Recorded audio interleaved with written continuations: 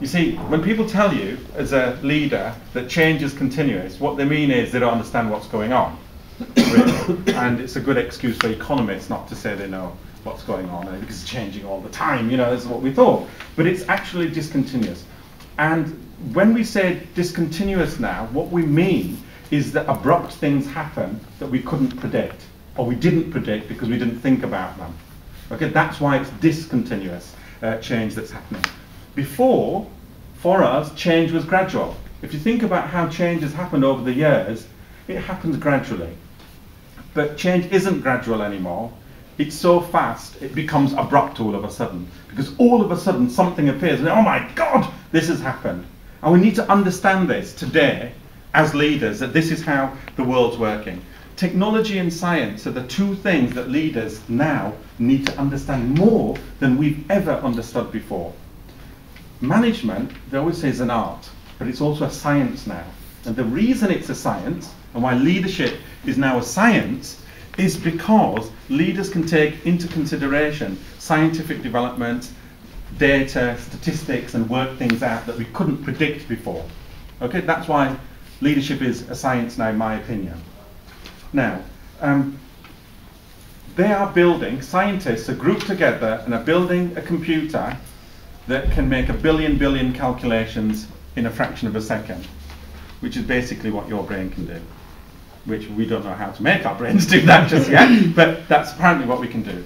They've already built a computer that simulates a mouse's brain, but it requires the energy of one small nuclear power plant to make it work just for a few minutes. It's a bit like how computers used to be, you know, these enormous things, because computers, despite the chips we have, to run a computer that can make 1 billion calculations, we still haven't fathomed it out yet. But when we do, my God, will it be an abrupt change in our lives, in our society. I mean, who knows when the first microwave was made? Any guesses? 70s. Okay. 1947.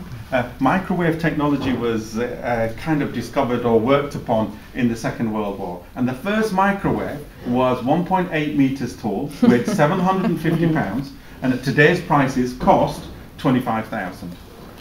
But you know the funny thing about microwaves, they haven't really evolved that much. They've got a little bit smaller, and they've put a grill in it that never works. I mean, BMW are pretty good. They've put a microchip in it, so when you're on your way home, you know you're an executive.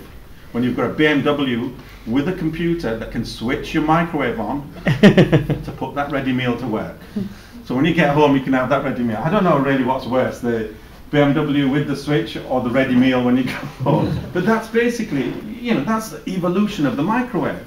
But then, you know, the iPod, when did it first come out? First generation iPod?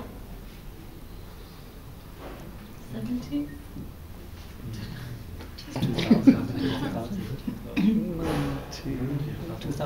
It was 2000. Generation 1 of the iPod cost, how much did it cost? £399. Okay? Generation 1, 9 gigabytes to 16 or something like that. In 2005, they had the nano iPod, you know, the little one that everybody said, hey, look, you know, I can now go jogging with this.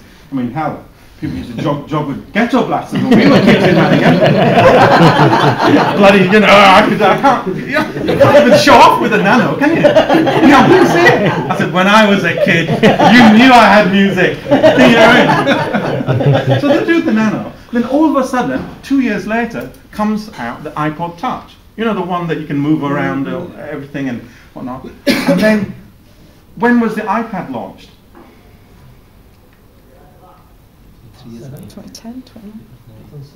It was 2010. How much did it cost? £399. Do you know why it cost £399? Because the first generation iPod cost £399, so they thought they'd just charge £399 for the iPad because we're all so used to it. What I'm trying to demonstrate to you, that as the technology changes, companies have been consistent with you, because you can't even remember when they came out, right? You see, we cannot even remember this. But look at the microwave in 1947, where it is in 2012. Not much change except the size of it, but yet the technologies that are coming out so fast that it's going to change the way society operates, works and thinks, that we as managers and as leaders are not really taking into consideration all of the information that's around us. In the last quarter of last year, 2011, Apple sold 15.4 million iPads. 15.4 million. That would give most people in Bradford 8 iPads each. You can swipe pages to your heart's content, you know? I mean, really, 15.4 million. I mean, you know, I don't know the sales figures there, but I'm just trying to give you an indication of how technology is moving the world. Science, they can now grow body parts. Ethically, they're not allowed to sew them onto you just yet, but they will. It's only a question of time.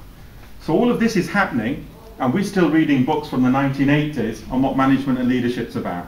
You know, any book you get on management and leadership is pretty much the same thing. So we are left with trying to decipher this ourselves. But my fundamental premise for you, in the year 2012, I can still remember my New Year's Eve party in the year 2000. In fact, I can't remember what happened in between 2000, because 2000 was such a big year, you know, for all of us, really. But things have changed, and it's the information. The riots and unrest in Tunisia and Egypt were very abrupt changes to the democracy in those countries. And it was a Twitter or Facebook driven social media. Nothing would have happened in those countries if that technology wasn't there.